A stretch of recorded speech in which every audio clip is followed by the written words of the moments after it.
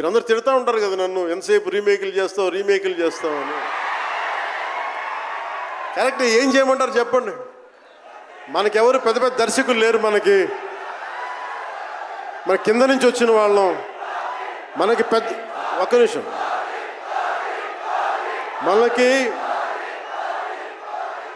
మన సినిమాలని చెప్తున్నా, ఓజీ సంతోషం, ఇది వీరా, మీకు ఈ సినిమా గురించి చెప్తాను మీకు. అంటే మనకి దర్శకులు ఎవరు లేరు. నన్ను అందరూ కూడా ఈ రీమేక్ చేస్తే వీడితో పని అయిపోతే డబ్బులు వస్తాయి, వీడికి రీమేక్ చేస్తే డబ్బులు వస్తాయి. మధ్యలో నేను చేసిన పాపం వల్ల ఒక ఫ్లాప్ తీసాను అంతే. ఆ ఫ్లాప్ తర్వాత నా గ్రిప్ రాలే మళ్ళీ ఫిల్మ్ ఇండస్ట్రీలో.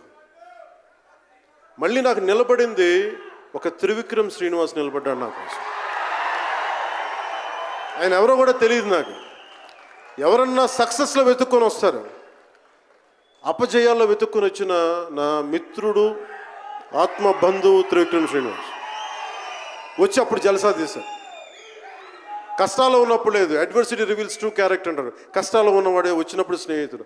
అలాంటి స్నేహితుడు నాకు భగవంతుడు త్రివిక్రమ్ శ్రీనివాస్ ద్వారా వచ్చాడు.